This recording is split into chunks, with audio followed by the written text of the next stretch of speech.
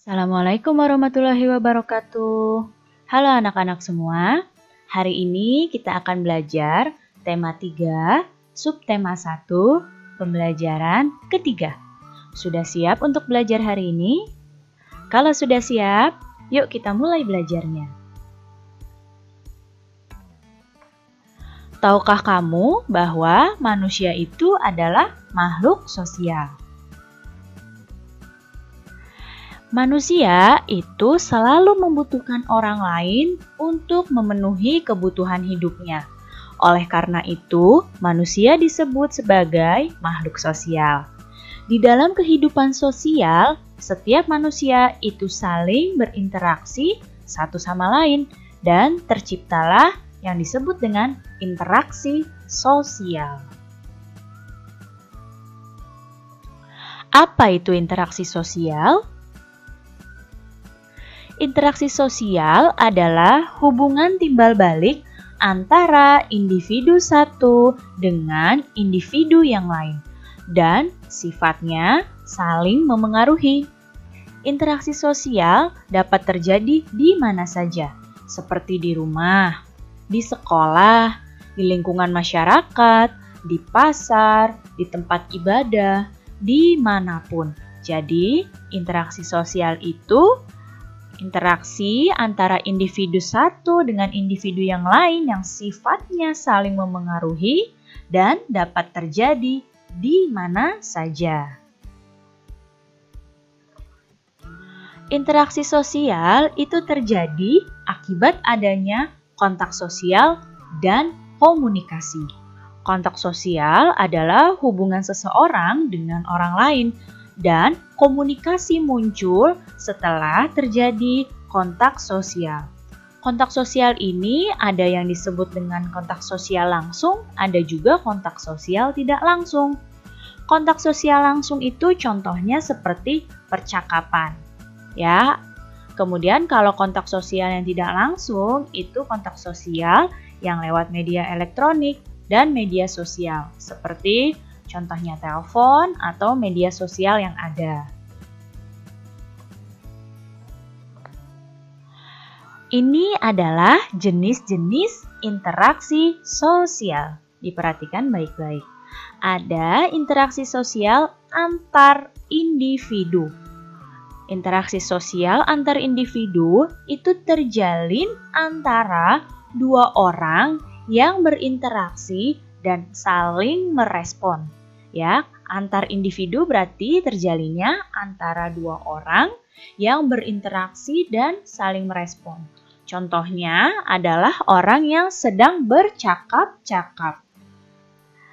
Kemudian, yang kedua ada interaksi sosial individu dengan kelompok. Contohnya apa? Contohnya adalah guru yang sedang mengajar murid-muridnya di kelas. Ya, di sini guru sebagai individu dan murid-murid di kelas itu sebagai satu kelompok.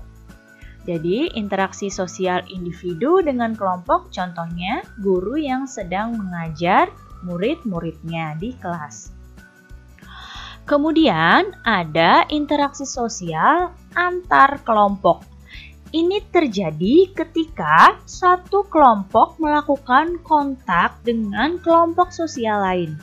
Contohnya apa? Contohnya ketika pertandingan sepak bola. Pertandingan sepak bola itu kan terjadi antara kelompok yang satu dengan kelompok yang lain. Ketika dua kelompok sepak bola ini sedang berinteraksi, ini disebut dengan interaksi sosial antar kelompok. Lalu mengapa manusia itu harus berinteraksi? Nah, ini adalah tujuan dari interaksi sosial manusia. Yang pertama, tujuan interaksi sosial adalah untuk menjalin persahabatan. Yang kedua, tujuan interaksi sosial adalah memperoleh bantuan dari orang lain. Tujuan yang selanjutnya adalah menyelesaikan masalah bersama. Kemudian, tujuan yang selanjutnya melaksanakan kerjasama yang saling menguntungkan dan juga tujuannya untuk merundingkan suatu masalah yang timbul. Jadi, ini tujuannya interaksi sosial pada manusia. Manusia itu tidak hanya berinteraksi dengan sesama manusia, tapi juga dengan lingkungan sekitarnya. Interaksi antara manusia dengan lingkungan sekitarnya itu disebut dengan interaksi dengan lingkungan hidup. Kalau tadi antara manusia satu dengan manusia lain itu disebut dengan interaksi sosial, kalau interaksi manusia dengan lingkungan hidup itu disebut dengan interaksi dengan lingkungan hidup. Nah, contohnya di sini, nelayan berinteraksi dengan lingkungan saat melaut. Interaksi antara manusia dengan lingkungan hidup di sekitarnya ini terjadi secara alami. Misalnya nelayan ini berinteraksi dengan laut, dengan lingkungan hidup yang ada di laut karena nelayan hidupnya di pinggir laut. Ya. Ini terjadi secara alami karena nelayan butuh sesuatu untuk dimakan, akhirnya nelayan ke laut untuk mencari ikan. Begitu pula dengan petani. Kalau petani berinteraksi dengan lingkungan hidupnya yaitu sawah. Ya. Nah, di sini ada dua orang anak yang sedang bercakap-cakap dan menceritakan bahwa dia baru saja ikut ibunya ke pasar. Dan dia mengatakan jika di pasar itu cukup ramai. Nah, di pasar itu ramai tentu saja karena di sana banyak terjadi interaksi sosial satu sama lain. Keberagaman profesi seperti pedagang, petani, nelayan, peternak, pegawai, dan lainnya merupakan keberagaman yang harus kita syukuri. Karena adanya keberagaman profesi, kamu bisa memenuhi kebutuhan hidupmu. Bayangkan, jika tidak ada petani, bagaimana kamu bisa memenuhi kebutuhan makanan pokok? Atau bagaimana jika tidak ada nelayan? Kamu tidak bisa mungkin makan ikan, atau tidak ada peternak, kamu tidak bisa makan ayam. Jadi kita harus bersyukur ya dengan adanya keberagaman profesi. Nah, ada banyak keberagaman yang ada di masyarakat, baik itu keberagaman sosial maupun budaya. Nah, ini adalah bentuk-bentuk keberagaman sosial dan budaya di masyarakat. Yang pertama, ada keberagaman usia. Di masyarakat itu ada beragam usia, mulai dari bayi, anak-anak, remaja, dewasa, dan juga lansia. Kemudian ada keberagaman jenis kelamin. Jenis kelamin di masyarakat ada laki-laki atau perempuan. Ada juga keberagaman pekerjaan. Di sini ada pekerjaan seperti petani, peternak, pedagang, dokter, guru, pegawai, dan lain-lainnya. Kemudian ada keberagaman budaya. Nah, ada keberagaman bahasa, rumah adat, pakaian adat, tarian, dan makanan khas. Nah, keberagaman budaya di Indonesia ini sangat banyak ya. Mulai dari Sabang sampai Merauke. Terdapat banyak sekali bahasa, rumah adat, pakaian adat, tarian daerah, dan juga makanan-makanan khas dari tiap-tiap daerah. Dan ada juga keberagaman agama. Di Indonesia itu terdapat 6 agama yang diakui, yaitu Islam, Kristen, Katolik, Hindu, Buddha, dan Konghucu. Segala keberagaman ini mulai dari usia, jenis kelamin, pekerjaan, budaya, dan agama itu harus kita syukuri. Karena dengan membiasakan bersyukur kepada Tuhan Yang Maha Esa, niscaya akan terbina rasa persatuan dan kesatuan. Dengan meningkatnya rasa persaudaraan dan kesetiakawanan, akan tercipta lingkungan yang aman dan damai. serta menguatnya rasa nasionalisme warga. Oleh karena itu, setiap warga hendaknya senantiasa menghargai keberagaman dalam masyarakat serta tidak membeda-bedakan antar sesama.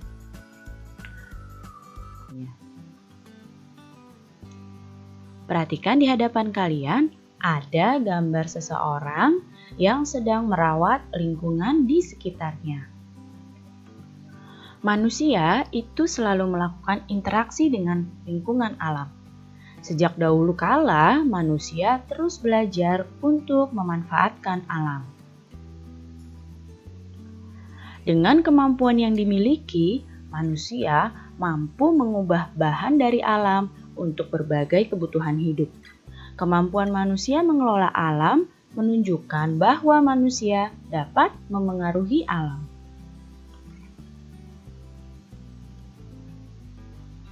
Interaksi manusia dengan lingkungannya haruslah berjalan harmonis. Dalam memanfaatkan alam, manusia harus bijaksana. Seperti kedua contoh berikut. Lihat gambar yang kanan, ini ada gambar anak-anak yang sedang menanam pohon. Mereka menanam pohon agar lingkungannya tetap hijau dan asri. Kemudian, yang sebelah kiri ada gambar keluarga yang sedang memanfaatkan alam dengan cara bertani dan beternak. Nah, kegiatan pada gambar ini merupakan pemanfaatan alam yang bijaksana. Jika manusia tidak bijak dalam memanfaatkan alam, maka akan mengakibatkan lingkungan menjadi rusak dan bahkan bisa terjadi bencana alam. Sekarang lihat kedua contoh berikut. Nah, pada gambar yang kanan, ini adalah gambar sekelompok orang yang sedang menebang pohon-pohon di hutan. Jika kegiatan ini terus-menerus dilakukan, maka tidak menutup kemungkinan daerah di sekitar hutan tersebut akan terjadi tanah longsor, bahkan banjir bandang. Begitu pula gambar yang sebelah kiri. Ini ada gambar nelayan yang menangkap ikan menggunakan bom. Menangkap ikan dengan menggunakan bom akan merusak lingkungan bawah laut karena akan merusak terumbu karang dan juga zat-zat dari bom akan meracuni daerah perairan tersebut. Jadi kedua contoh ini adalah pemanfaatan alam yang tidak bijak, ya. Kalau tidak bijak seperti ini akan menjadi rusak lingkungannya. Nah, sekarang perhatikan gambar ini. Ada gambar anak-anak yang sedang melakukan interaksi sosial dengan teman-temannya dan juga mereka sedang melakukan interaksi dengan lingkungan alam. Keragaman tentu kita temui dalam interaksi sosial.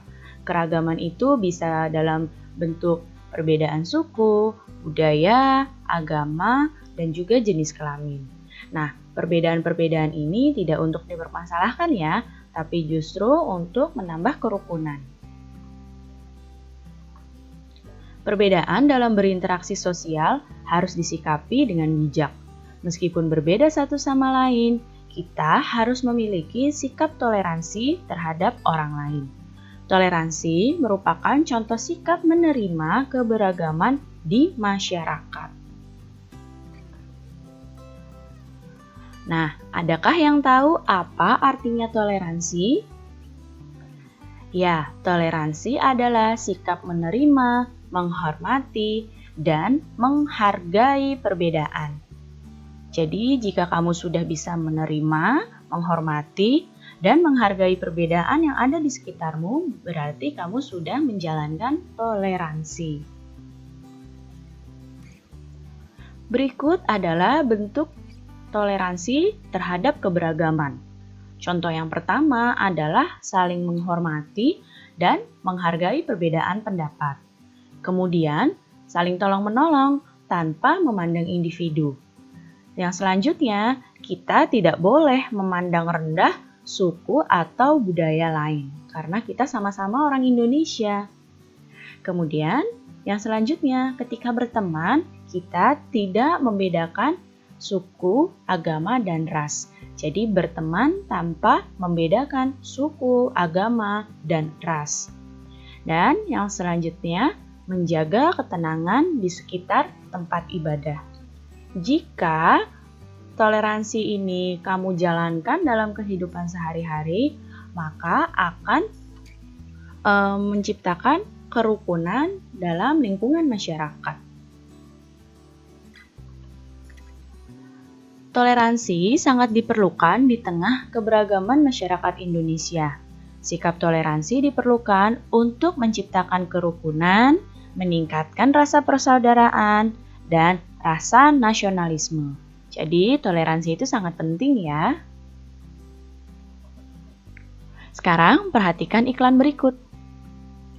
Nah, di sini ada gambar iklan dan ada kalimat iklan yang menunjukkan marilah kita memperkukuh persatuan dan kesatuan bangsa untuk meneruskan pembangunan nasional.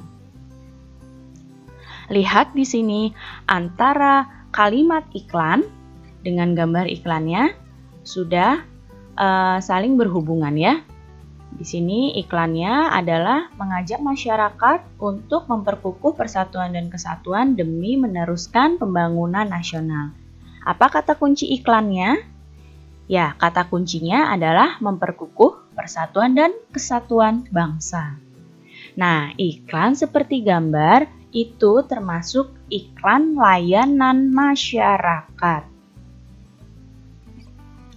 Apa sih iklan layanan masyarakat itu? Iklan layanan masyarakat merupakan salah satu jenis iklan yang isinya ajakan untuk melakukan kegiatan positif. Seperti tadi pada gambar sebelumnya, kegiatan positif yang diajak pada gambar iklan sebelumnya adalah untuk memperkukuh persatuan dan kesatuan.